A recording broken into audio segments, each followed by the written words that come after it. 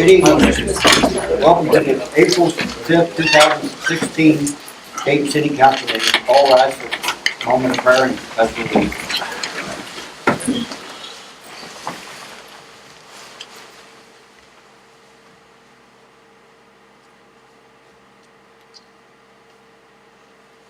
I pledge allegiance to the flag of the United States of America and to the republic for which it stands, one nation, under God, indivisible, with liberty and justice for all.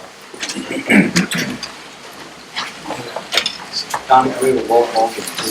Yes. Member Russell. Here. Member Neary. Here. Member Burns. Here. Member Tucker. Here. Member Banker. Here. Member Gifford. Here. Member Lynn. Here.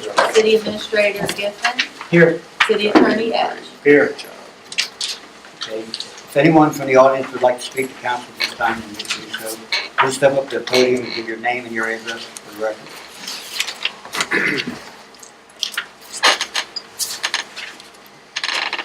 Albert Herrick, 419 3rd Avenue, Dayton, Kentucky, for 42 years. I'm here to let you know about the museum. We are open the second and fourth Saturday. We'll be open this Saturday.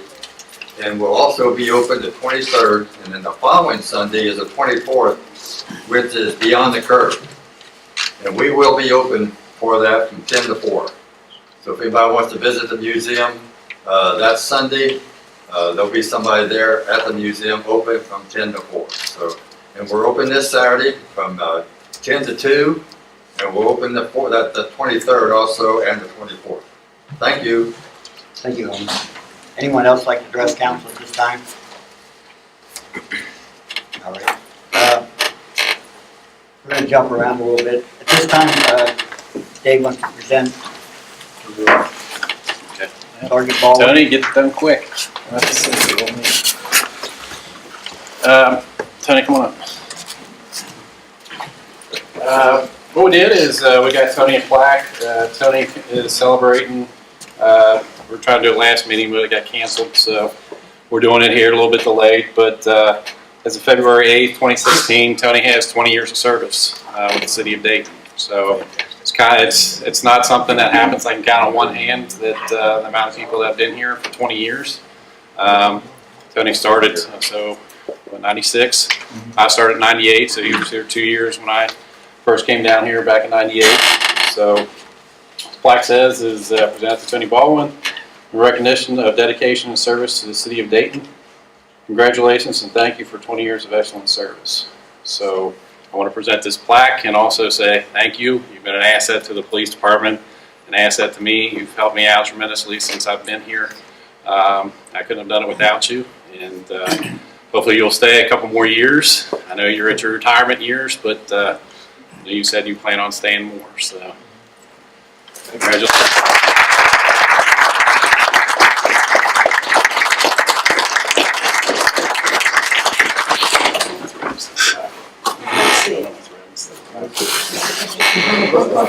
Turn around, guys. We're going to get a picture of you guys. Yeah. All right. Thank you. I can get it back in here. You can have to hang it now. And I got a plaque instead of like a big trophy. Tony always likes to hang things on walls. Beats patching a hole. Yeah. Oh yeah, Tony graduated from CJED. That's another thing. That's Criminal Justice Executive Development Program that I talked about a couple months ago. It's five months of training. He goes every week for 5 months. You get credit hours for college. So Tony graduated that. He's the second one in the department besides myself that's been through it. And the first one long through a while for CJED. So congratulations on that too.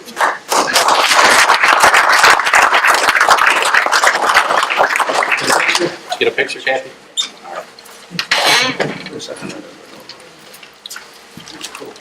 At this time, I'd like to introduce Nelson Stark to address council.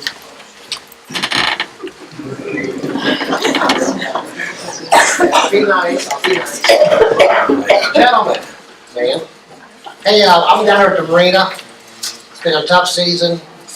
we're on the schedule, if I'm not mistaken, for some blacktop work in the fall. Correct. I was hoping that with a little help here, you can get me some blacktop this spring. So I look good at the beginning of the year for the boaters. It's pretty rough down there, you know what I'm saying? The drive that's mostly gravel. So a little help would be nice. So, I think we're on the schedule for the fall, and all I'm asking for is if you look, we have yeah, some. we look at the area, and we have it on tentative schedule for the fall, obviously pending your own approval. What Mark's asking for tonight is obviously, like you said, a little help, I guess, for the boating season. Where we stand right now is, if you recall, in the fall, we accepted a paving bid for bluegrass paving. They were coming, and we're going to do it here in the next several weeks and into the next month or so. They did a little bit last fall on Dayton Pike. The rest of it is supposed to be done this spring. You accepted that bid for, it was $128,580 for the rest of the paving that they have on the list. As Mark said, what his request is not, it was going to be on our proposed fall list. So that's why he's here tonight. I'm happy to answer any questions from council kind of about procedure moving forward. If there's something you'd like to discuss, I'll be happy to address any questions on that matter. The area, how much of an area is it that exists? I haven't seen it. It's from the stop sign down to my driveway, it's around 600 feet. When they measured it off at 50 feet wide, and 30 feet is plenty. That would be the same as the boulevard coming in. And the road is 50 feet wide. Yeah, Okay. and we could just make it 30 would be plenty good. Has anyone spoken to Bluegrass about this? I talked to them to get a rough estimate. They said this is for the 50 feet and up to about 600 feet in length would be $28,200 for that. No, already. And So that is not included in the I mean, 128,000. that's 60% of that, yes. When you narrow Yeah, it so down. if he's saying, and you all are comfortable with the 30 feet, obviously it would be less. They quoted me for 50 feet wide and about 600 feet in length. That's where the $28,000 came from. So that's not an accurate number though. It's the highest it would be at this point. Okay. And Michael, you said this is not included in what we, This is not included in the $128,580 approved. that you approved. It was not on the approved list in okay. the fall. That's getting ready to start here in the coming months. It was approved in the fall to be completed in the spring. So there's an additional $30,000 out of this fiscal budget that we, It comes out of the general fund account, or I'm sorry, not the general fund account, the municipal aid account. Yeah. Currently, we have $424,000 in the account. Obviously, that's not subtracting the amount that's owed on the approved contract. So you're looking at roughly And When the another spring- 200,000 coming in June for, for the property, for the land use. that's correct, yes. So Mark Don't forget does, that. yeah, Mark does own that If you property. don't forget it, I'll forget it. We didn't forget that. We don't forget that. I do that. If nothing were to be done at this point, and we completed the paving, the paving amount that we approved last fall, you're looking at about $295,000 left in the account. So that's really realistically what's there when you take into account what's going to be owed here in the next several months. Well, we this is constantly have really money, simple. constantly money is coming in. Eliminate somebody else and put them in the fall. And I'll take the spread. That's What do you good, think Mark. about that? That's really, Mark, that's really good. Well, I do think it is critical, especially Mr. Starks pumped a lot of money into the marina. Obviously, it's not important in the fall, as important as it is gonna be this spring. If there's any way that we can do this to help him out as much as he's helped the city out. Take motion, Joe. Now, before motion's made, I would like to make one recommendation. Talking to Tom just briefly before, I would recommend making the motion on the fact that we take the necessary actions to honor the request, to get that request on the spring paving according to any sort of bidding guidelines that may have to be done. Since this is something in addition to the approved amount, so I would make that recommendation in a motion that you take the necessary steps, because there may be additional steps other than just a motion from council to make sure that we're expending the municipal aid money properly. Okay, so this would not be replacing any of the paving that we've already approved for the spring. That's correct. It would take this issue off the fall list where it already was proposed at least. And it's gonna come out of the municipal aid. It would be, now for the bid process, how long would that be? So we have to advertise for more than 7, less than 21 days Okay, in the Campbell County Recorder. So if we got something into the paper this Friday, we would publish the following Thursday. So then we'd have to wait at least 7 days to accept the bids. okay. And then once that time period is over, whatever bids come in, will then come back to you all for approval. So we could have it paved and cleaned up by Memorial Day, which is really when the boating season kicks off and we get more boaters coming down. Yeah, ideally, if this goes forward, it would be approved in the May meeting, and hopefully you can get it done the week of. So actually, maybe hopefully the first week or so, if that's what you all choose. I have a question. You want to go ahead and put your motion, should I wait? No, go ahead.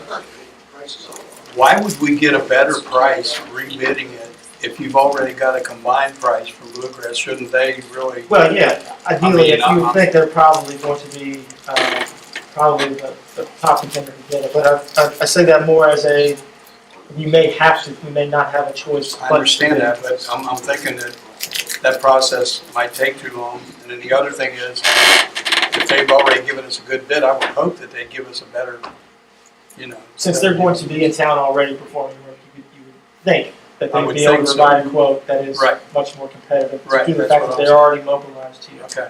But there are no bids issued for fall paving yet. No, that will come to you all later in the summer for approval. Michael, my question is, I heard you talk about 60 by 50 and Mr. Stark talk about 60 by 30. What are 600. 600 feet. 600 feet wide. you talking about 30 feet wide or 50 Yes. feet wide? Right. And I, He originally said The 50, quote I have is for, he said 30. right, and that, Same lit length, just the width is different.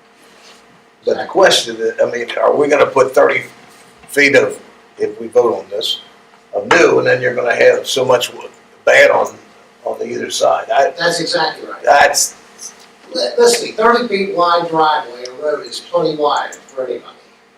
I'm really happy with 30 feet. That's not spending more than we have to. I think what he's getting at is the appearance yeah. of it. I mean, we're seeing a road. And I understand it, but what happens when the cold weather comes along again and the water gets underneath there and cracks it? We wasted $28,000 or whatever the heck it's gonna cost us.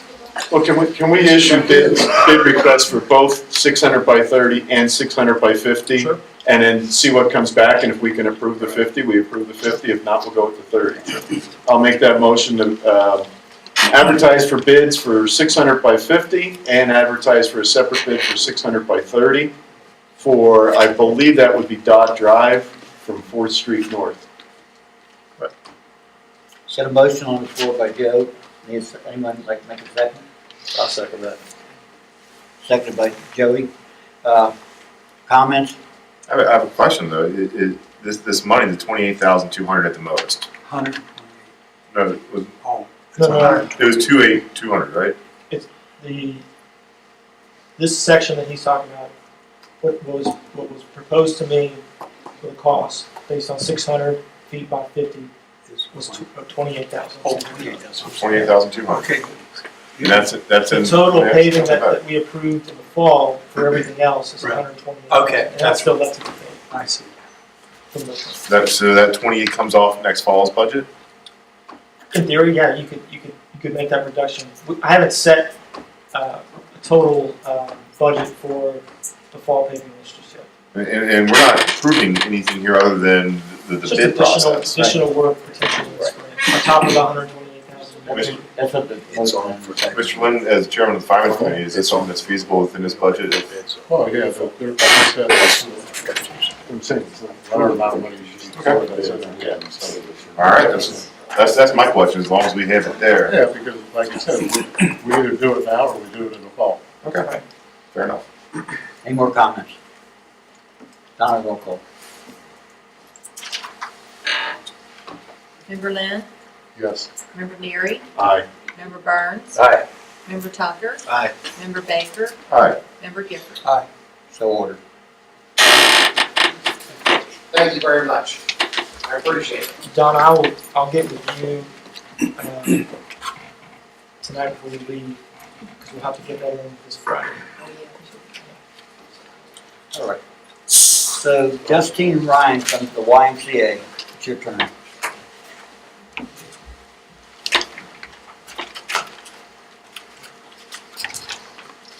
Good evening, everybody. I am gonna try to stick to script tonight for efficiency reasons and maybe a few emotional reasons. I have two important items to share with everyone.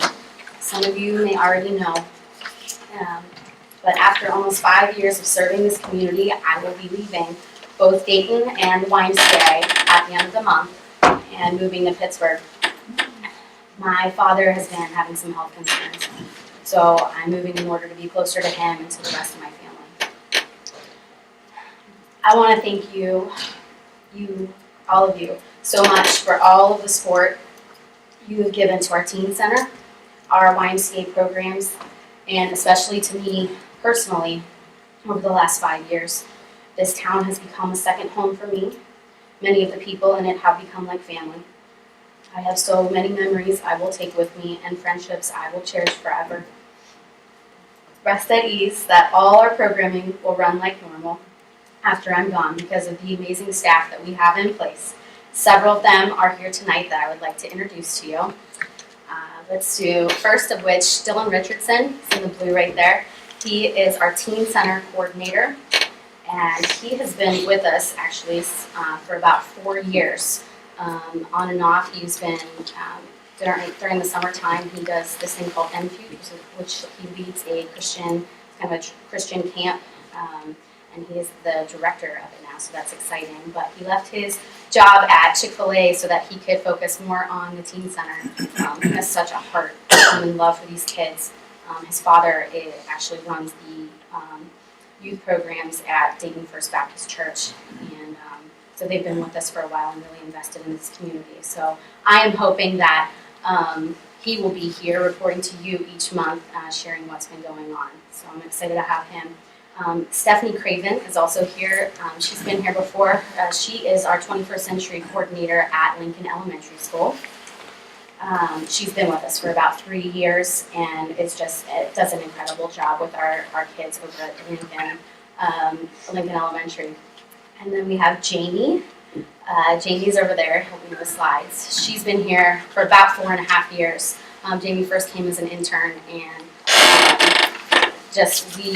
she fell in love with our kids, and our kids fell in love with her.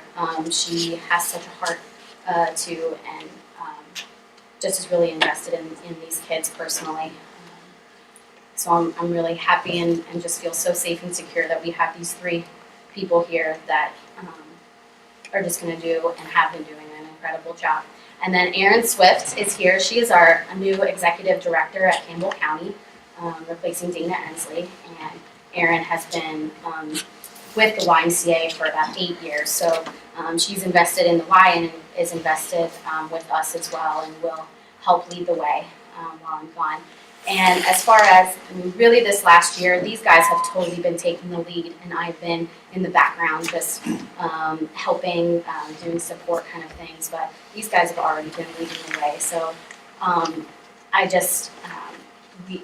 feel comfortable. You guys should all just feel so comfortable, and I hope that you will get to know all of these people because they've been taking care of these kids and investing in their lives and this community. So I'm just really happy to have them here. Okay. Sorry. Oh my goodness. Okay. The second item that I have is very essential and an urgent request to ask for help once again. You can click 2 slides for me, please. I'm going to go through the overview. So this year we've had a decrease in funding. The Teen Center is predominantly funded by money from the United Way that is given to the YMCA. The YMCA allocates towards the Teen Center. And we've been averaging anywhere between $30,000 to $35,000 for about the past 5 years. And this year, we were only, as a Campbell County branch, only given a little over $20,000. And so we're at $10,000 short of what we've been getting. I have a breakdown of those costs and can give you, any other details that you need as far as the budget goes. But when I put together those numbers, that is bare minimum of what most of it is overhead costs of building and stuff. Besides then part-time staff, and those part-time staff are funded at that's 10 hours. For 2 staff, 10 hours a week for 2 staff, because you have to have 2 staff that are there with the kids at all times. And then a little extra has gone towards for our coordinator to have some planning time. So about 4 to 5 hours a week of planning time. And that's the major cost, but really everything else, that's pretty much the bare bones of it. So you can go to the next slide for me, please. So that being said, we are looking at about a deficit of almost $10,000. I put together some numbers and realized that since I've been here, the YMCA altogether has contributed about $250,000 altogether towards this teen center. I keep saying invested, I should have thought of another word, but they are invested, that's the word. We, the YMCA, love the teen center, we love the community and everything that it does. And so there's definitely been, we have shown that we have done so much, and we also appreciate, I know that the city has given back as well. Next slide for me, please. I know that a lot of you already have had so many conversations and that you are so supportive of the teen center, but I wanted to get together some data and some things, some program information for you. So at the teen center specifically, we serve dinner daily. We serve about 40 to 50 different students per week. There's special events that we hold, highlighter parties, they have black lights and they really appeal to the teens. We have family nights, haunted house, Winter Wonderland is a Christmas party that we've held. And the hours there currently are Monday, Tuesday, Thursday from 6 to 8 p.m. and Friday from 4 to 7. You may wonder what's going on before 6 o'clock, and we have at Dayton High School our 21st Century program runs from 3 until 6. So serve those same kind of students, and they have stuff to do really right at 3 o'clock, and then they come to us. So really they could, those same kids can be involved in those kind of activities right after they get out of school until all the way until 5 p.m. Next slide, please.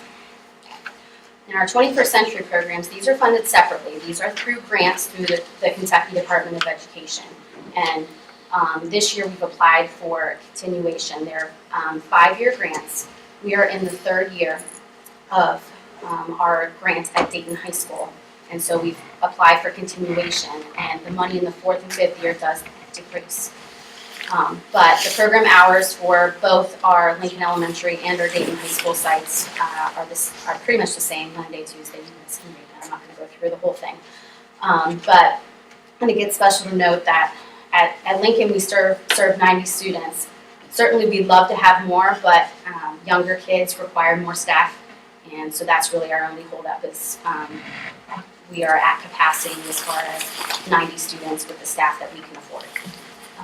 For Dayton High School, I think this is so neat. We've grown so much with that school, but we've served 295 students out of that school, and we average about, or we have 114 students a month about.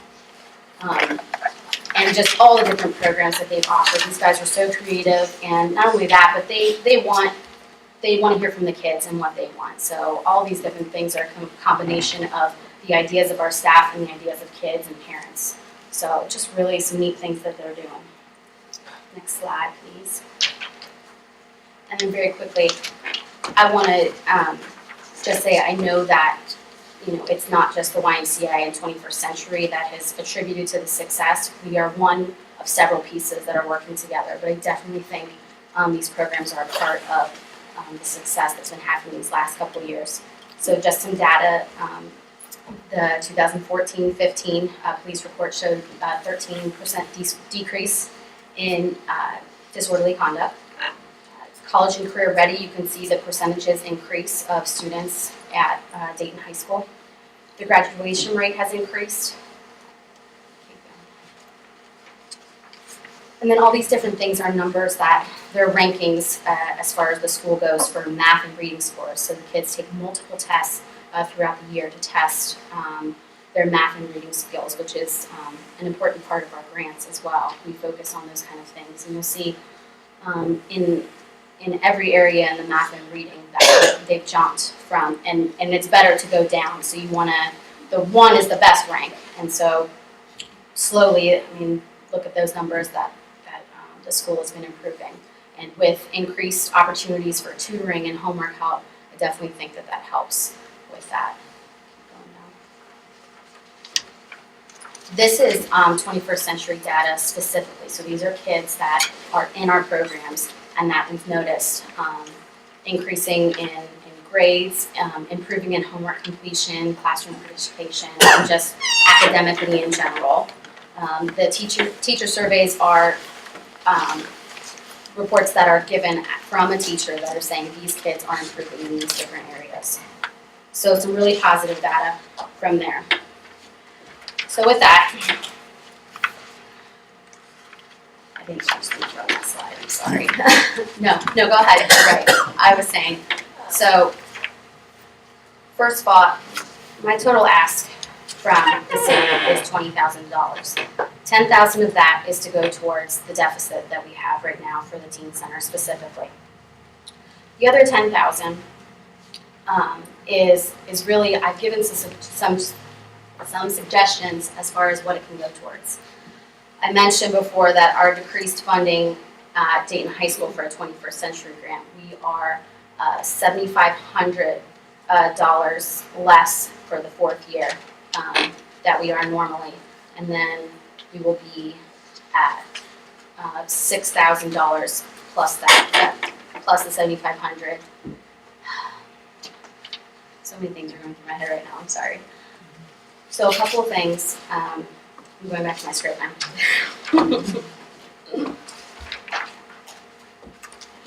We want to be able to continue and improve on providing quality programs for the youth and community.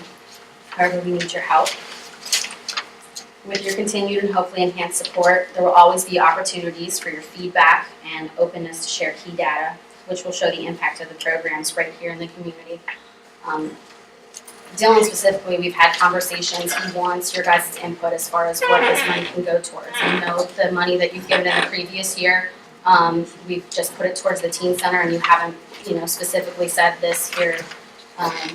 But some of the ideas I've heard from around the community is having an actual community center. And so instead of this teen center just being towards teens, it can be open towards the community, and we can offer yoga or dance or fitness classes.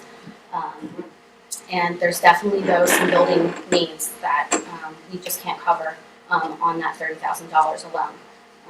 So that's another idea, and I've listed the rest there. So just ideas, but we're so willing and want to hear what you all think.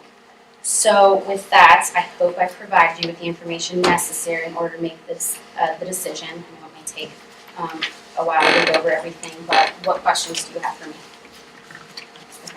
One question I have, you said a deficit of 10,000, is that this coming year, like the end of 2016, or? Yes, this is this year. This year right now, so, but Yeah. your budget ends at the end of the year? Yes, Okay. we start, January, and goes to December.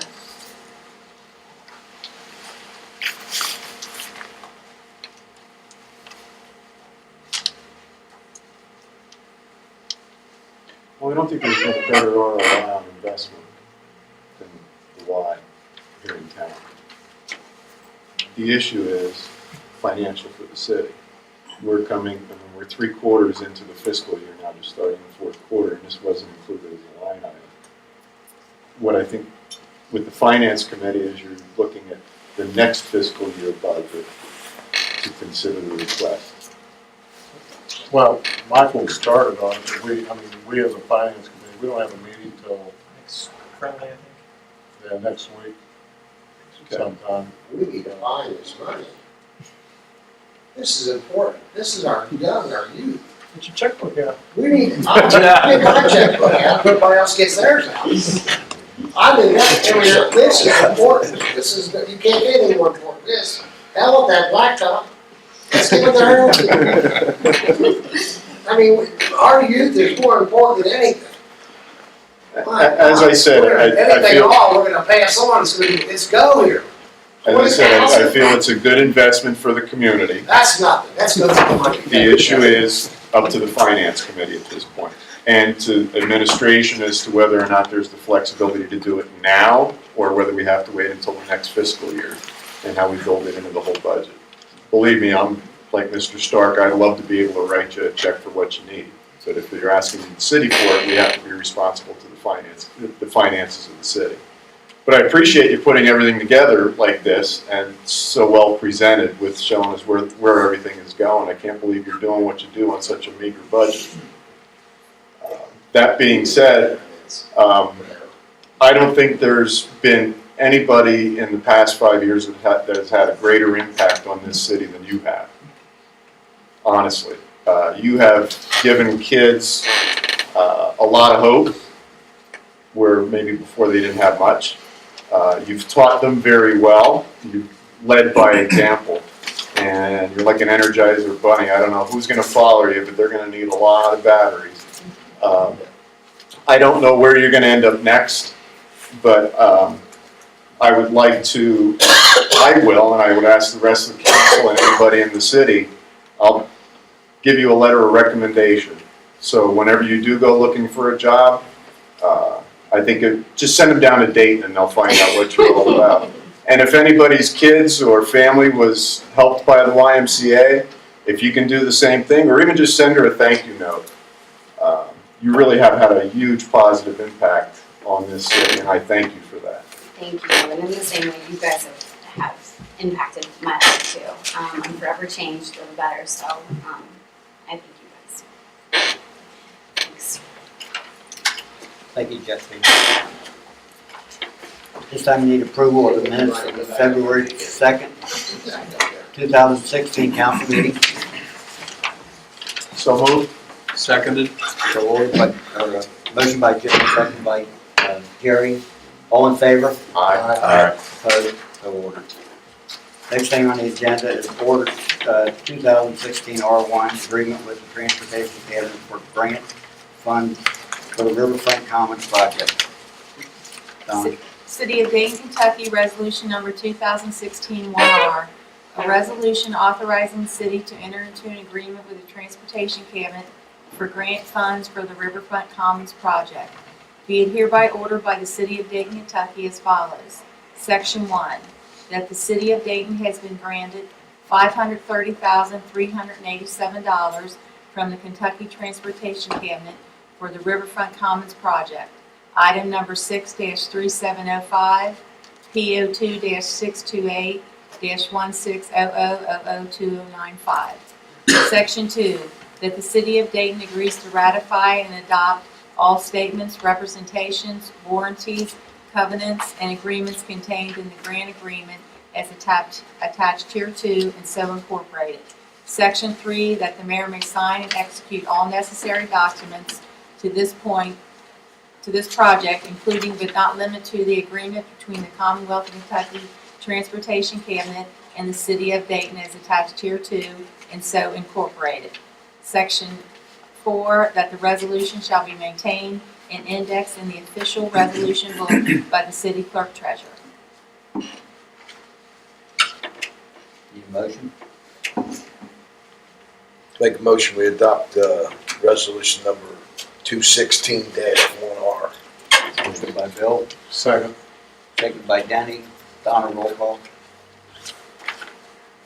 Member Neary, Aye. Member Burns. Aye. Member Tucker. Aye. Member Baker. Aye. Member Gifford. Aye. Member Lynn. Aye. So ordered.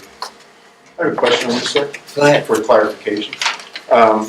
This is for the walking path down along the river, the beginning phase of this, correct? What is South Bank Partners involved in at this stage? I know they were involved with getting the study done for the pier and everything. Is South Bank involved with the execution of this grant? They are not. There's a. So it's the city's responsibility at this point to make sure that this is done right. Correct. Thank you. Okay, the next thing on the agenda is the first reading of ordinance 2016-1 adopting of the 2015 International Property Maintenance Code. City of Dayton, Kentucky, 2016, number 1. An ordinance amending Chapter 150 of the Dayton Code of Ordinances as it relates to the implementation and adoption of the 2015 International Property Maintenance Code and amending penalties for violations. This ordinance amends the Dayton Code of Ordinances, Chapter 150, to adopt the 2050 International Property Maintenance Code as published by the International Code Council Incorporated. Whereas previously the city was operating under the 2012 International Property Maintenance Code, this ordinance also amends part of the 2050 International Property Maintenance Code to ensure enforceability, compliance, continuity with other ordinance and Kentucky revised statute. The ordinance outlines the following amended penalties. 150.98 civil offense. Any person, firm, or corporation who violates any provision of this chapter shall be subject to a cost fine of not less than $50 per day per violation, but not more than $500 per day per violation, and the cost to the city to abate the public nuisance or both. Each date that a violation of this chapter continues may be deemed a separate offense to a maximum of $10,000 per citation. If the civil fine is uncontested, the amount shall be $250 per violation per day. B, the city shall possess a lien on property for all fines, penalties, charges, attorney fees, and other reasonable costs associated with enforcing this code and placing of a lien on parcels of real property pursuant to this code. This lien shall be superior to and have priority over all other liens filed subsequently except state, county, school board, and city taxes. And that's a first reading. The next one is ordinance 2016-2 adopting and enacting supplemental to the Code of Ordinances. City of Dayton, Kentucky, 2016, number 2. An ordinance adopting and enacting supplements to the Code of Ordinances of the City of Dayton, Kentucky. This ordinance adopts and enacts the supplements to the City of Dayton Code of Ordinances as published by American Legal Corporation of Cincinnati, Ohio. This adoption adopts and codifies the ordinances from 2014 through 2015. That's also a first reading. The next ordinance is first reading of ordinance 2016-3 to address nuisance and revise various sections of the Dayton Code of Ordinances. City of Dayton, Kentucky, 2016, number 3. An ordinance rescinding ordinance 2013-02, 2013-03, and 2016-06, and adding a new chapter to the City of Dayton Code of Ordinances to address nuisances and revising various sections of the Dayton Code of Ordinances to conform with the new ordinance. This ordinance revokes the previously enacted nuisances prohibition as codified in Chapter 99 in the City of Dayton Code of Ordinances and the previously enumerated Code Enforcement Board.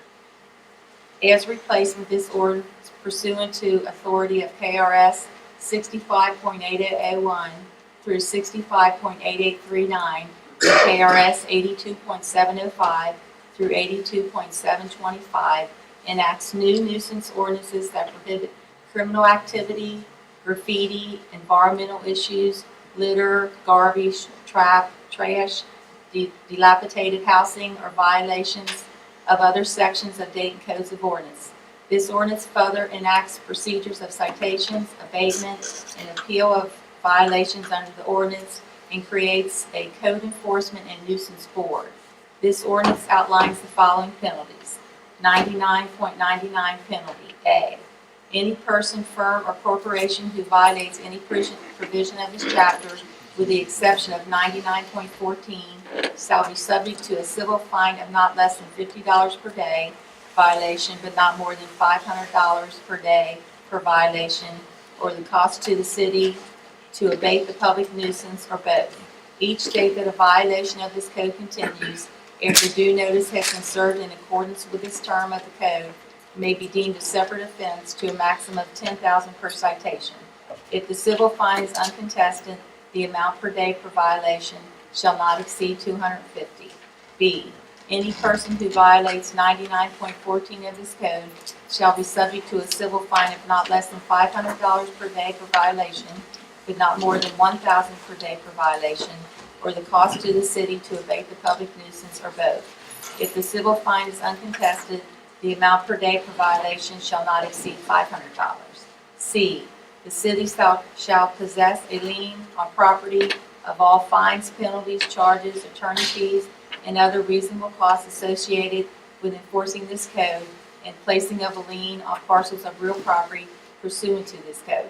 This lien shall be superior to any and have priority over all other liens subsequently except state, county, school board, and city tax. D, any person who violates the provisions of this chapter and fails to pay any fine or cost to the city in abating the nuisance within 1 year of the final imposition of the penalty shall be guilty of a Class B misdemeanor. And that's also first reading. Okay, next on the agenda is ordinance 2016-4, amending the official zoning map of the city of Dayton. Sir, before you start, I'm sorry, Donna, the agenda needs to be amended. It says 2015. I know they all do, that was a typo, and I want to put it up right so that when we do the next reading, that's correct. Okay, I didn't know if that would affect the. Yeah, I just asked him and he told me. Yeah, just tell them to go ahead and say 2016. So. Yeah, I'm reading 2016, Go so ahead. it should be fine. City of Dayton, Kentucky, ordinance number 2016, number 4. An ordinance amending the official zoning map of the city of Dayton. This ordinance rezones 82.273 acres of land along the Ohio River from McFarland Avenue to Clark Street as a mixed land use zone in accordance with the Planning Commission's proposed text changes for the architectural guidelines for residential construction for Section D of the Manhattan Harbor Pattern Book. It further adopts the finding of the Planning Commission with regards to the amendments and findings that it is in accordance with the comprehensive plan. First reading. Thank you, Don. Sir, I'm sorry. Go ahead. I thought the riverfront, the whole riverfront development was already MLU. It is. They're just amending it. They're just amending the rules to the guidelines. The rules to the guidelines, Yeah, not but the zoning itself. No, it's still MLU. It's just they're amending the guidelines. Hence, it's an amendment to the zone because each MLU is based on the rules that they set from the Planning Commission. Okay, And second approved thing by is, ordinance. second thing is, we had hoped to do this in March with the first reading in order to have it in effect for second reading and approval in April, to give our code enforcement officer these new tools. And the consideration was made at that time, I believe, Mayor, you said that we could do it as an emergency ordinance, is that correct? That came from him, not from me. Yeah, you can do it as an emergency ordinance. Well, before we go there, I'll defer to our code enforcement officer, McAllister. Do you think that we need to take that action, or can this wait until the May meeting? No to what? The answer to the question, I think we need to have an emergency action. No, we already have an ordinance in place, which is just a newer ordinance. We're just enforcing the 2012 for one more month. Okay. I think we'll be fine. I just wanted to make that a matter of record since the discussion was held about an emergency. But since he doesn't see it as an emergency, I'm sure we can read it next month and hopefully pass it. Okay. Any Thank you. comment? No, sir. At this time, city administrators report. Thank you, Mayor. First on the agenda, I've got a special event application. Sponsored group is the Catalytic Fund. And some of you all may be aware they're hosting the Beyond the Curve event in Bellevue and Dayton of this year, April 24th, 2016, from 10 a.m. to 4 p.m. The site they're requesting is pretty much the city. The registration will be at Manhattan Harbor at one of the 5 completed homes. But in essence, it's an urban walking tour. They're going to showcase 4 properties in Dayton and I think 6 or 7 in Bellevue. Of historical nature, of new, of rehab, those that are in need of rehab. just kind of a mix to get people out and about and walking around and seeing the type of housing stock we have. We've got some ideas to hopefully open up additional property that is possibly for sale to help kind of generate some buzz about what's available in Dayton. We have just about any type of housing variety that you could possibly think of, from $1 million homes to affordable fixer-uppers to condos to apartments. So it's really a neat event. They've done it in they've done it in Newport and Covington last year. They're really excited. We, as the city and the Main Street Board, have been working hard to help promote the event. So I'm asking council tonight for approval of their special event application. Again, it's April 24th from 10 a.m. to 4 p.m. So moved. Second. Motion by Joe, second by Bill. All in favor? Aye. Opposed? So ordered. I've got 3 handicap parking requests. The first one is 1227 Fifth Avenue. The applicant meets all the zoning, or all of the ordinance requirements, so I'd ask for a motion to approve. So moved. Motion by Jerry, Second. second by Denny. All in favor? Aye. Opposed? So ordered. Next one is 943 O'Fallon Avenue. Again, the applicant meets all the requirements of the ordinance, so I would ask for a motion to approve. I'll make that motion to approve, 943 O'Fallon. Motion by Ben, Seconded. second by Jerry. All in favor? Aye. Opposed? So ordered. Third and final one is for 1028 Fifth Avenue. The applicant meets all the requirements set forth in the ordinance, so I would ask for approval of 1028 Fifth Avenue. Ordered. Motion by Denny, second by Jerry. All in favor? Aye. Opposed? So ordered. Next item I have is more of a clarification in regards to the fire budget, and I'm just specifically talking about Dayton's portion of the budget. So per the budget ordinance, we have allocated $957,239 for operation of the fire department. And in the budget ordinance, that is all that is listed. Now internally, we break that down in some of our financial software to allocate specifically where the money is going. As it broke down this year, the $957,239 translated into $36,000 for sinking fund, $24,000 for a bathroom remodel, and $36,000 for defibrillators.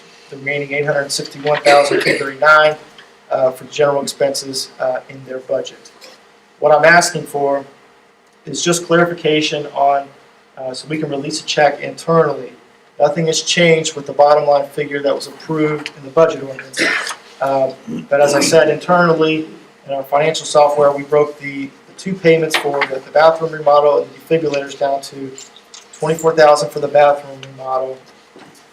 And that came in at $30,000 instead of $24,000. Now the defibrillators, we had budgeted $36,000 for the defibrillators, and they came in at $30,000. So there's no change in the bottom line amount. The first one to come in was the defibrillators. We paid for those at $30,000 when $36,000 was budgeted. And just so we release the check, so that there's clarity in case someone's looking at the budget and wondering why we spent over on the bathroom remodel, that number came in $6,000 higher. Bottom line still breaks out even. I just wanted to bring it to everybody's attention for clarification. So all I'm asking for is a motion to approve the change of the costs on how we set these numbers up internally so that we can release a check and so that there's no questions. So moved. I got a problem with making this motion. The check's already been written. Hold on one second. You got a motion to start. Let's start with that. Okay. Go from there. Motion by Jerry, was it? Motion second.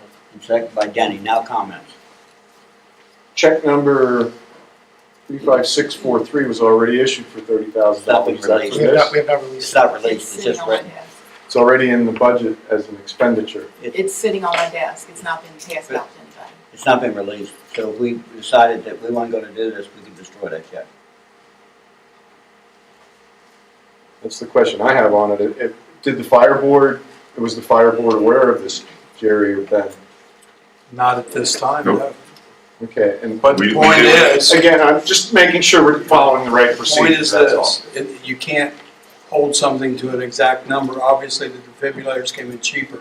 I don't see a problem with it, but if we have issues with it, then that's something that needs to be brought up. I'll say I don't. We did not have a meeting, a fire board meeting, and that's why. The chief was out for emergency reasons last month, so we forego our meeting last month since he couldn't attend. Okay. So no, Mr. Neary, we did not hear that yet. I'm just trying to dot the i's and cross the t's. I'm sorry. That's a good question. Oh, you're fine. The only thing I was gonna say, I don't have a problem with it either because it is a wash, but to say that we can't hold things to an exact number, that's exactly what the budget is for. We should be holding them to an exact number. So if there's changes, they should come up ahead of time, not after the fact. But I have no problem with the fact that it's a wash. We're on the same boat. I agree with that. So procedurally, Mr. Edge, this is fine as far as not being pre-approved? We're Yes, okay on that? this doesn't even actually need a motion, to tell you the truth. It's a line item budget, it's an internal mechanism of how they track it. All he's doing is really giving you notice of it. Okay. You can do the motion, but it's not, it Gotcha. doesn't actually have any real effect. So even if we voted no, it's a moot Not point. really, yeah. I'm just concerned. Pretty much my But question. the nice thing about if we pass, what you want is your minutes to reflect your spending. So that's why we need to do this. I guess I'm just concerned, kind of, as Mr. Tucker's concerned with, that next time we don't make these same errors, and it's great that it's a wash, but what if it was 6,000 over? Then we have a budgetary, we got $6,000 that we'd love to give the YMCA today. What if we had that hold up in a different project? So we gotta be tighter with our numbers to make sure that this is working out right. So I mean, I agree, this is a wash, and that's great, so I'm happy to approve it, or if that's even necessary. But while moving forward, we try harder just to make sure our numbers are exact. Well, I think in this case here, especially with the remodeling, as we all know, you all look at Facebook, they ran into mold problems. Right, yeah. So that jacked up the construction costs. Luckily, the defibrillators did come in cheaper. Yeah. Now, if the defibrillators wouldn't have came in cheaper, they would have had to either come back and ask us for additional money or find it in their own budget that they have to pay that difference. Because all we allocated was what was there. Right. So, I mean, we wouldn't have given them another dime more. And how would you figure that there's mold under there? I mean, I understand what you're saying, but you're not gonna know that till you get in there, and then all of a sudden, uh-oh. Well, if there's asbestos in there and we didn't know that, there's all kinds of projects, there's some due diligence that I think should be. Yeah, no, it's not a problem. Every fence I built cost more than I provide. Any more comments? Donna, give me a roll call. Member Burns? Aye. Member Tucker? Aye. Member Baker? Aye. Member Gifford? Aye. Member Lynn? Aye. Member Neary? All right, just a few more housekeeping things. Obviously, as some of the paving came up tonight, you'll be seeing, probably already have seen Phil Wiseman out. We're doing some substantial curb work this spring, and bluegrass paving will be coming in the coming weeks. So they'll be in town. It's not always a happy time when we have to block off parking on sides of the streets, but just bear with us. As I mentioned, we're going to try to do another run of paving late this summer and into the fall to get some good work done this year. So if you see them around, just be cognizant of what they're doing and be patient during the process. It'll all pay off in the end. I mentioned Beyond the Curb. We're really excited about the event. I do want to mention as something that they're looking for and something that I think that we should step up for from a city sponsor perspective. I know the city of Bellevue has done so. We do have room in our budget for an event. We don't have anything planned, obviously, Main Street wise, for the spring and summer. Obviously, the Main Street group has been working very hard on doing whatever we can to help out this event. So, as a city sponsor, I would like to make a motion, recommend someone to make a motion tonight to allocate. We have $1,000 in the event budget for a spring and summer event. I would ask for a motion for 500 of that to be used to help the Catalytic Fund and Beyond the Curb put on the event. I would also then ask for an additional 500 in-kind contributions, meaning our Public Works crew, our code director, doing whatever we can to help beautify the streets in preparation for the event. If there's a need for additional law enforcement, for that money to be used as in-kind money so that we can also help them put on a safe event. So that money would come out of the summer event 8390, which was $1,000. Correct. So it's already been in the budget. This is Correct. not above and beyond. Yep. And only 500. How much of the in-kind is, I mean, some of it's free money, basically, right? No, we get paid a little overtime. Yeah, we may have to pay. Overtime for the police, right, Correct. but some of that's advertising. Yeah, I mean, you wanna do this program, and I mean, this, to Right. me, it's like a no-brainer. Yeah, but in theory, it's correct. So it sounds like only $500 come out. Plus, Plus maybe some overtime. sure. I'm sure it will be. But it'll come out of that line item, the overtime budget, and it'll really come out of that line. I'll make the motion Motion by Joe, to be $1,000 sponsor for Beyond the Curve, plus 500 in-kind of city services, or 10,000 includes the 500 in-kind. So it's only gonna be 500 out of our budget technically. Right. Definitely make that motion, it's well worth it. I second that. motion by Joe, second by Joey. All in favor? Aye. So ordered. Anybody that's interested in volunteering, get in touch with our new Main Street Director, who I'll introduce in a minute. We'll be sending out links to sign up for volunteering. You'll get free T-shirts and free lunches. You'll get, I think, 2 free passes to the event for you and somebody else. It really is a neat experience. If it's great weather, it's going to be even better. They had crappy weather in Covington and Newport, I believe, and still pulled 800 people, I think, out on the street. So it's a great event, and it'll be fun. And if you want to get involved, it's fun as well. So be looking for that material. We'll be posting it on Facebook and the website. We'll be continuing to talk about it in our Main Street meetings and leading up to the event. At this time, I would like to introduce Tina Nyer. She is our new Main Street Director. She started today. Many of you all probably know Tina. She's been heavily invested in this community for a long time, has roots here. We're thrilled to have her on board.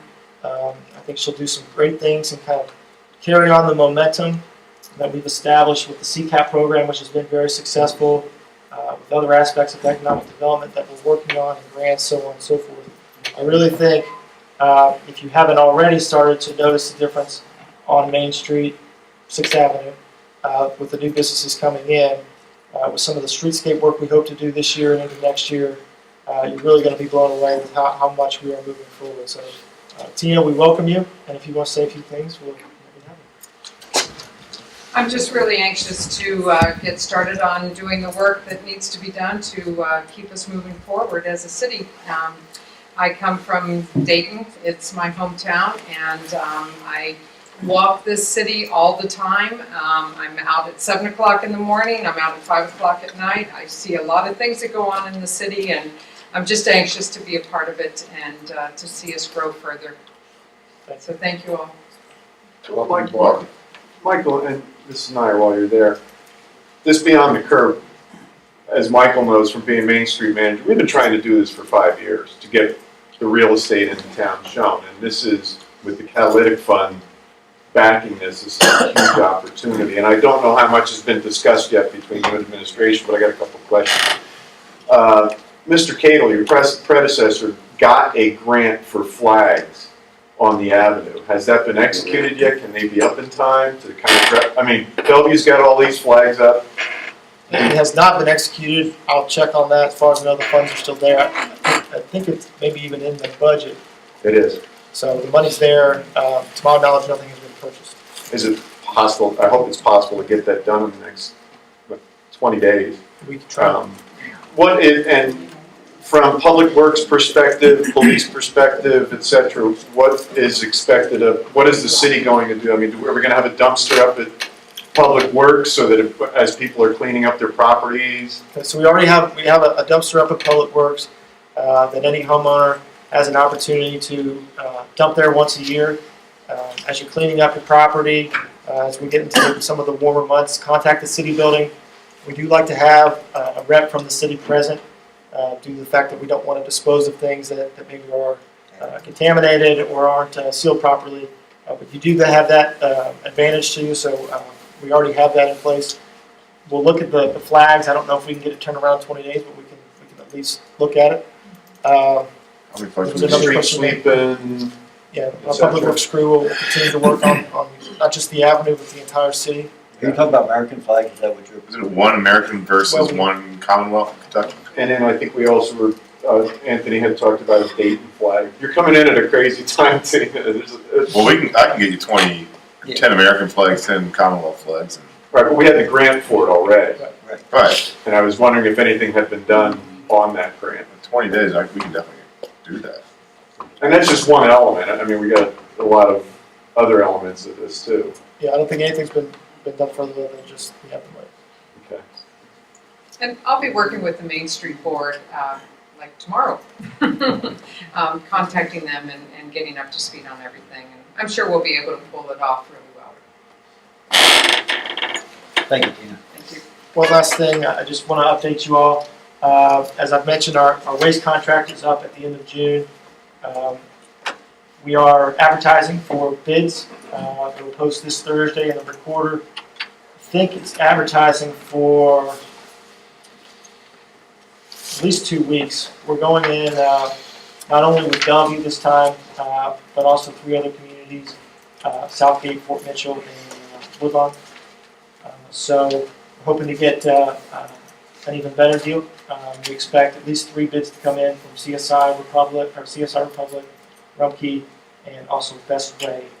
Those will be sent into Bellevue City Building, and when the bid period is up, I'll go along with Bellevue community members. We'll open them there. We'll assess the contracts. I'll make sure that those get into your hands. So hopefully in May, we can make a decision on which contract to go with. And that will start July 1st. Michael, the bid on this is the same for all the cities, Bellevue, Dayton, Woodlawn. It's 99.9% the same. There are a few special items that each community likes to ask for. Oh, so it won't be one blanket one for all the communities. There's some major changes. It's a bid that will be blanketed, but each city has their own individual contract. So it is possible that for the community say, we like it, we're going to sign a contract, and one community says, you know what, we don't like it, we're going to rebid by ourselves. It'll just depend. There's different structures, because obviously some communities wanted certain packages, so it's kind of blanketed, but there's different options that each community is going to be looking for. So the contract that you sent to us is exclusive to Dayton. A lot of the elements will be the same as the others. It's just it's not a contract, it's just a request for proposal. The bid. Yeah. Right. Okay. Thank you. Any other questions? That's all I have. Oh, I do have a camera, you're right. Maybe I'll tell you. The last thing I do have is for the Homeland Security Grant that's been in the works for quite some time. We had to rebid, so if this looks familiar, it is. The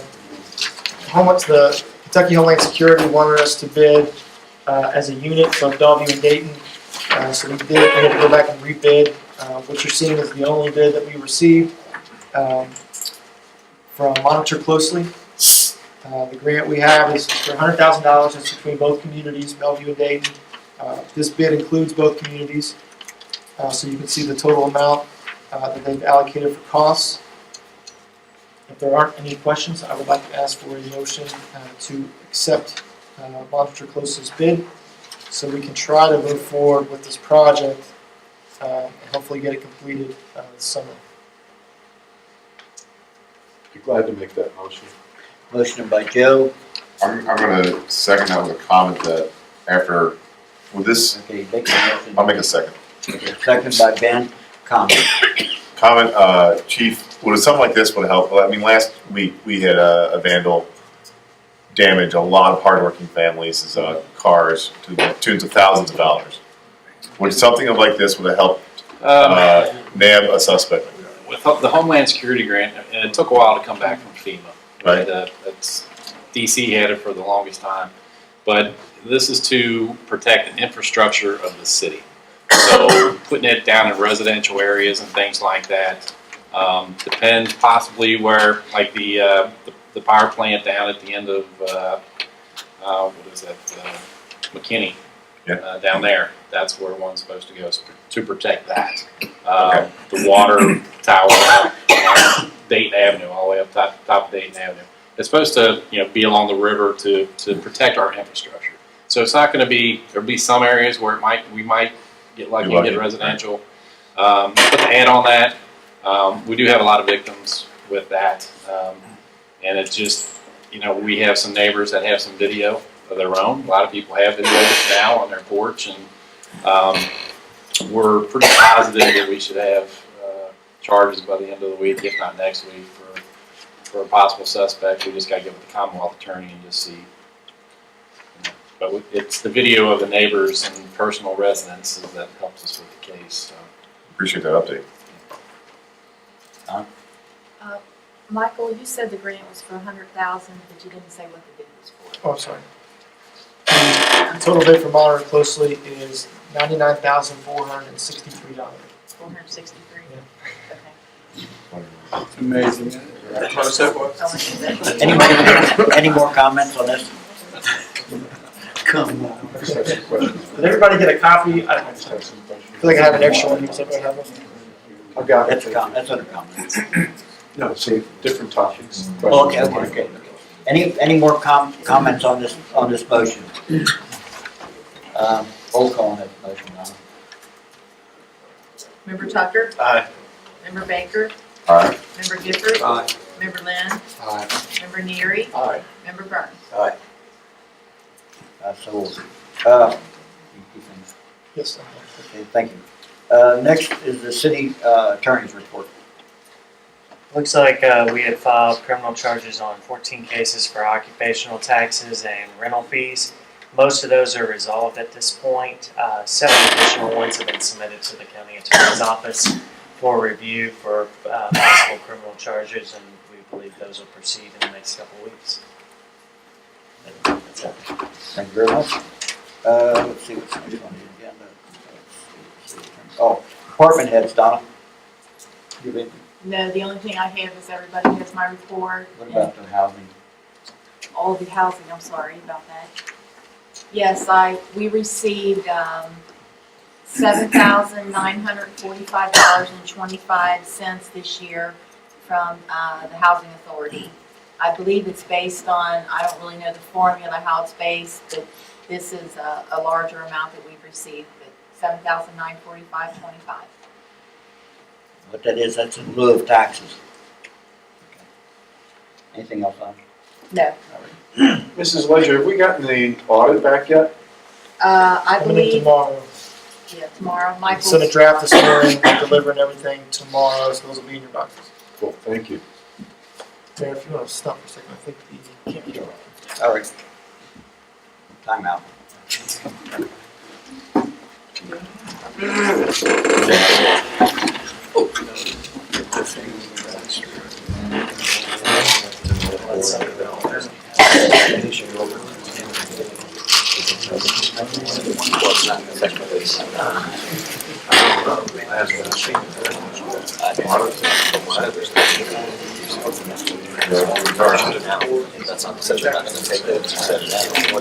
Coming to just back there.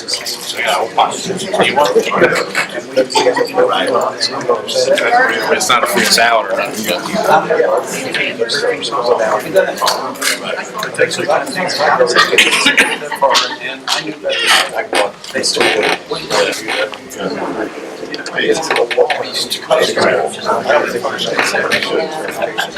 Probably if they would.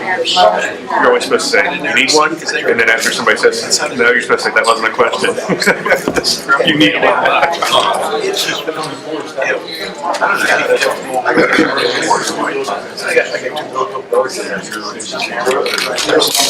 the point is, it's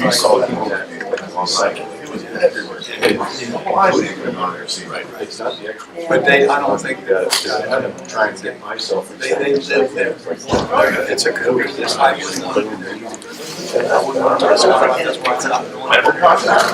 And I understand. It's like.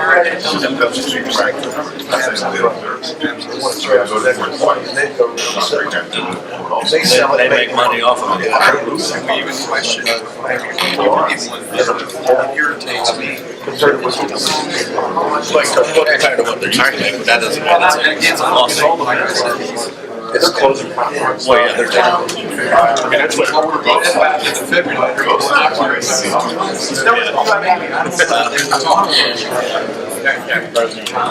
I think so. I think there's, that's what I know of. And we were there like, You don't really know what's under the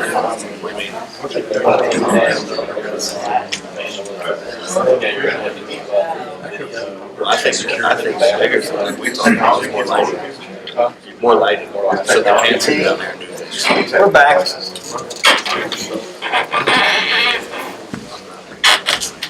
Next on the agenda, let's see, is department heads.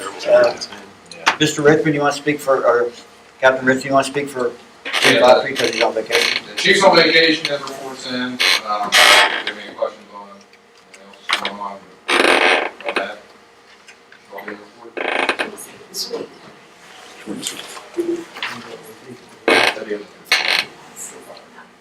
that all? Yes. All right, thank you. Rick McAllister, building You all department. have a copy of my March violation report. As soon as we adopt the new ordinance, we'll be enforcing the 2015. So for the next month, we'll just enforce the 2012. Got it? Thank you, sir. Any questions for Rich? I like not seeing just high grass on there. I applaud you for. I mean, I know the high grass is coming, but still, I mean, it's nice to see that you're. Sorry, breaks it. I'll keep it less than 50%. Yeah, I know that's coming, but before that's all we were getting, so good job. Okay, next on the agenda. Then we'll buy Next on the agenda, let's see, is Dave, Police Department. Just touch on a couple things. The Homeland Security, we did get that back finally, like touched on that. So hopefully, we got to the end of June to get this rolling and get the project up and running. So it's been, like I said, it's been in DC for a while for final approval, which we finally got back from FEMA. Touch again, I was going to congratulate Tony on the CJED program. That was a big accomplishment. He was 1 out of 20 people through the state of Kentucky to go through that program. Our K-9 did some training this past weekend. Along with the training, there was a competition that he was unaware of, and he ended up coming in second place out of 20 dogs, which is fantastic. A pretty good feat for a dog that's only been here for 6 months. And a canine officer, it's only been canine for 6 months. The Citizens Academy has been postponed due to lack of participation, so they're going to try back maybe in the fall to try to bring that back up. So I'll let you guys know when new dates become available. Officers are going through SAVE training right now, several officers. Actually, they completed it today.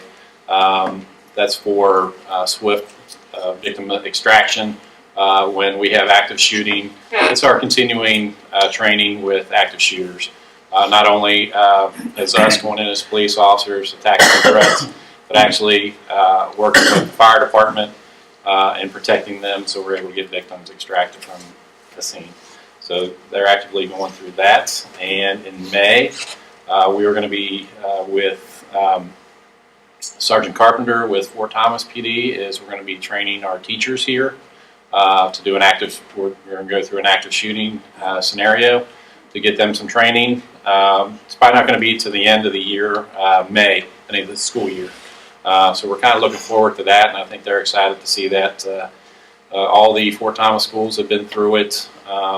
And Southgate schools have been through it, so we'll be the third school to go through it, so I'm kind of looking forward to that.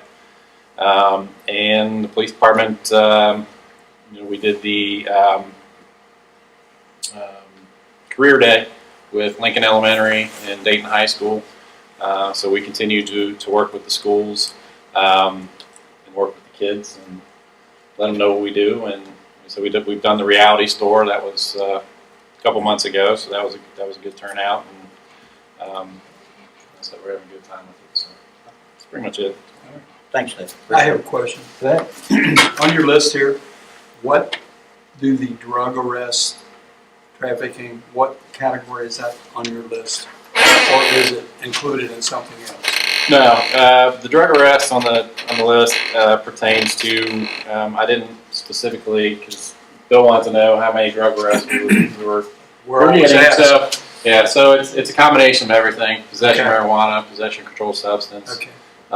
Just a combination if it's any drug activity and we make an arrest, and Okay.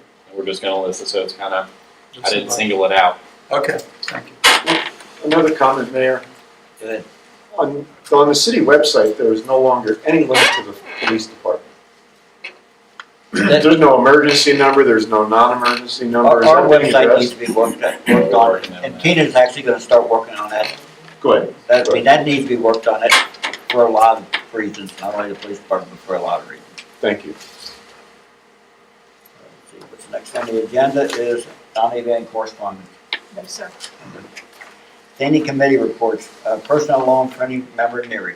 You better put another tape in.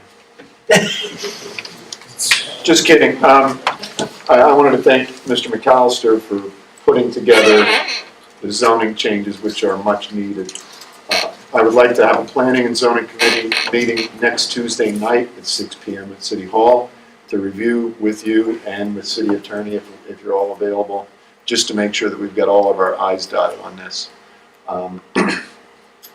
The other thing is the personnel part of this. And I'm fully aware of KRS and that we are a home rule, strong mayor, whatever you want to call it, classification. And I know with any new administration that comes in, you're going to have turnover in employees and you're going to have turnover in board members. And I've had quite a few people ask me about some of the different decisions that were made. I defer to Kentucky state law, okay? The mayor has all the responsibility of administration, all the responsibility of hiring and firing, and almost all of the board appointments are up to the mayor. If that courtesy was extended to council, it's not necessary. So in that regard, we are following state law as far as hiring and board appointments. I just want to make that very clear. And ironically, the only person that we can fire as a council would be the city attorney by not renewing his contract. So I just want to make that clarification public because I've had some different questions and et cetera on it. That's it, sir. Thank you, sir. Economic Development member Baker. Nothing new to report. I'm looking forward to working with Ms. Nair on the extremely important role of Main Street in economic business development.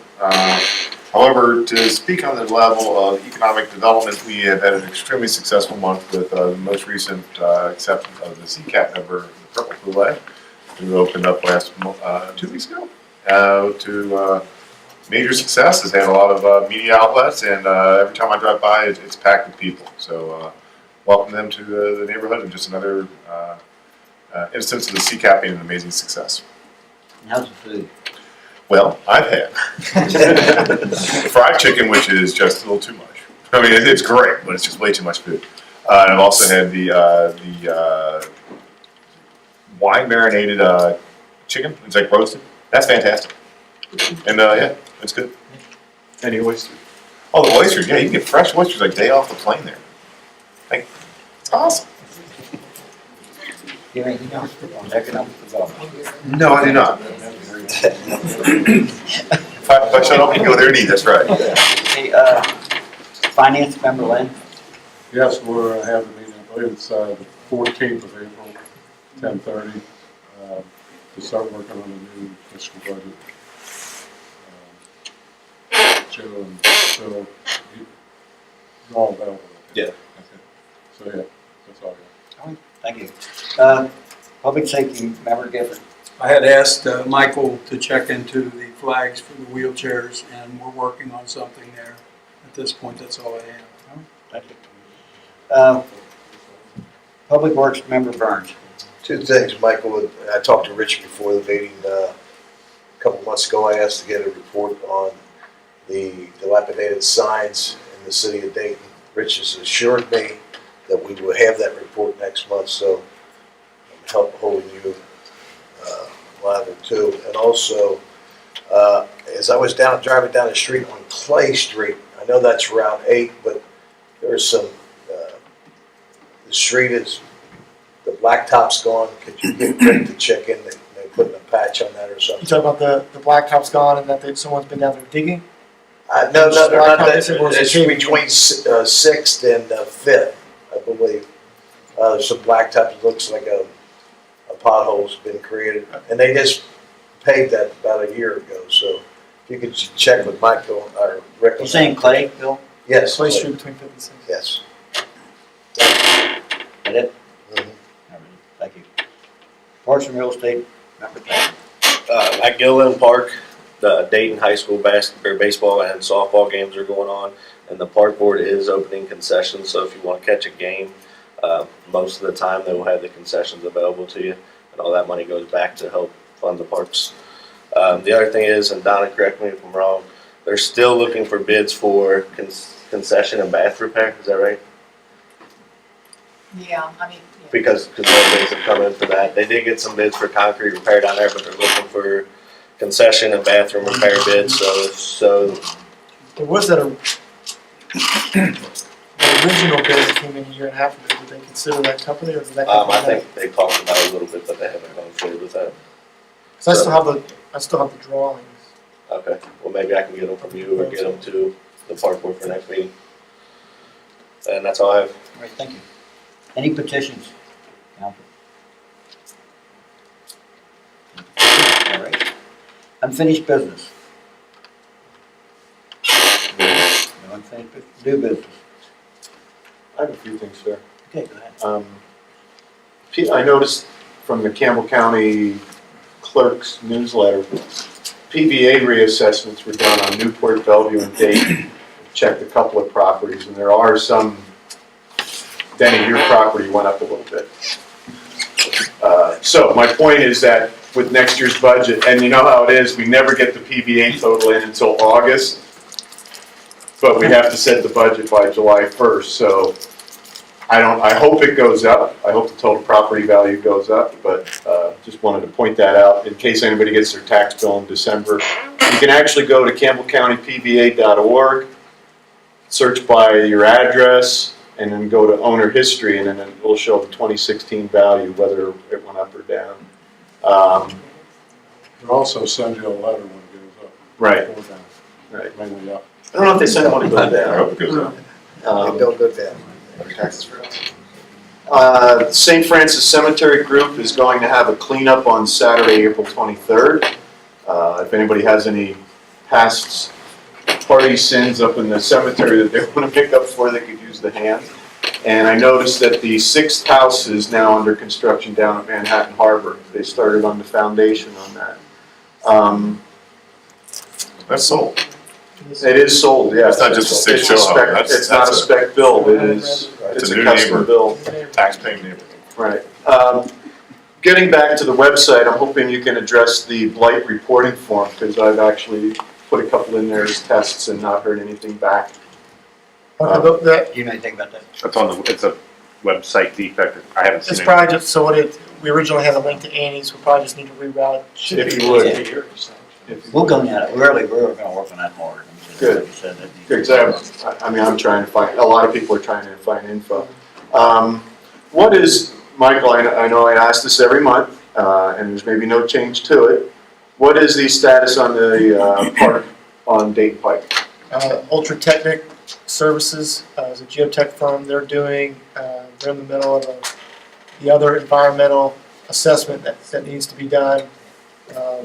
The National Park Service came back, and the Department of Local Government came back and said that they told us to do the wrong report 2 years ago. So they're in the process. Ultra Tech is redoing a new report. I think I mentioned at the last council meeting, some of you all may be getting a knock at your door. They're doing reporting, so they may be knocking on doors up at River Point or along Dayton Pike as part of their fact finding. It's really odd. Those type of reports are usually done for like large power plants that are moving into the area on how they're going to pack the area. This is obviously a very passive park, so there's not going to be any major, environmental travesty or effects. But it is what it is. We have to do it. I'm hoping that they wrap that up in a month. We have to wait a month for comment period, then bring that back into the National Park Service, and it's 3 months from there. So we're waiting on somebody else again to complete a report. We've That's been currently waiting the for status. a year on somebody else, yeah. Can we, maybe with Beyond the Curve, especially since one of the properties is up at River Point, can we maybe put a sign up there, future home of Dayton Pike Park, or whatever we're gonna call it? Just a suggestion. The other thing I had, and I handed it out to all of the council members and the mayor and the city administrator, I talked to a lot of real estate agents and possible investors in the community and asked them what they're hearing about Dayton. And one of the things I hear about Dayton is that our tax rate is too high. And I know we're coming up against the budget here, deciding what we're going to do for next year. So what I did was, I'm going to stick my copy, Bill. I spent a lot of time on this Excel spreadsheet, if anybody else wants a copy of it. Basically, I put down all the taxes that I could find for all of the surrounding cities in northern Kentucky and Campbell County. Their property tax, their car tax, their insurance taxes, tangible taxes, with all the rates and everything. And then what I did was, and we are in the higher end of that, as far as the property tax. But there are some other communities don't include some of the amenities in there that we do. For example, Campbell County and some outlying communities have a separate fire tax. Some of the communities actually have a trash tax separate from their property tax, and that's not included in this percentage. So what I did was, just to get a comparison, first I did it with a $100,000 house so that you could see what everybody would pay, and then I did it by the median home value according to Zillow. And I think our median home value is on that last page there, Bill. Our median home value is $75,000, and by comparison, our next door neighbor, Bellevue, is $105,800.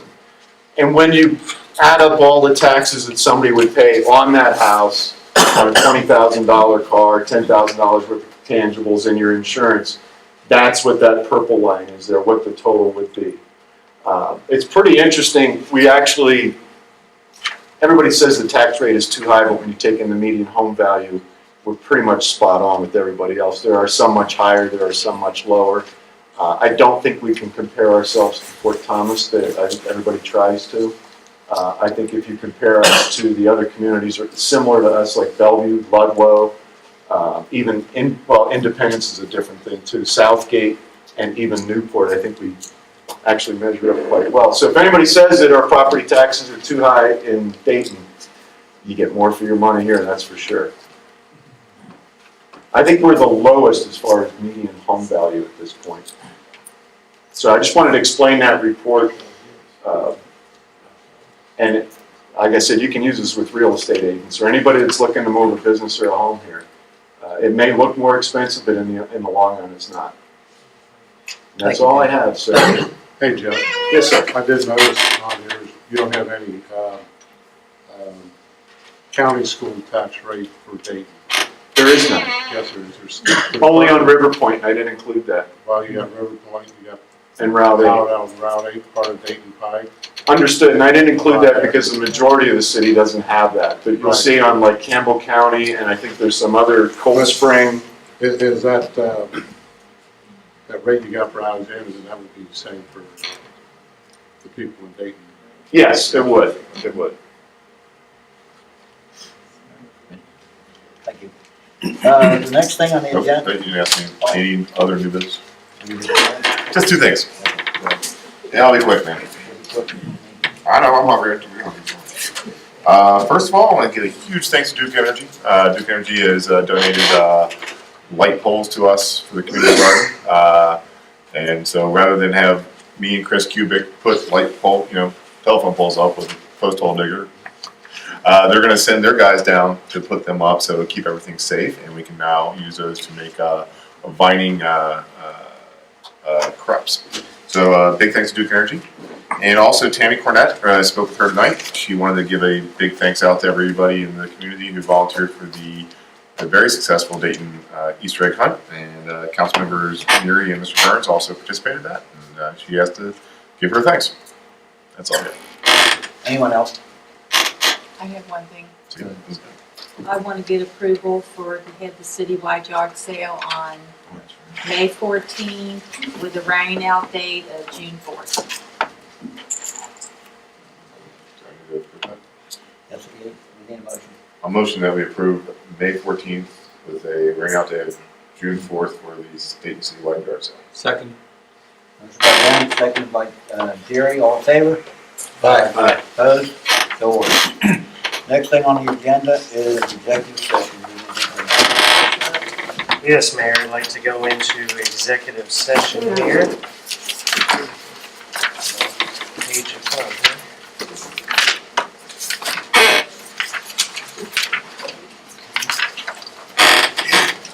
Alright. I'd like to go into executive session for 61.810 of KRS, subsection 1, subsection C, discussions of proposed or pending litigation against or on behalf of a public agency. Need a motion? I'll make that motion. I'll second. Seconded by Joe. All in favor? Aye. Ordered.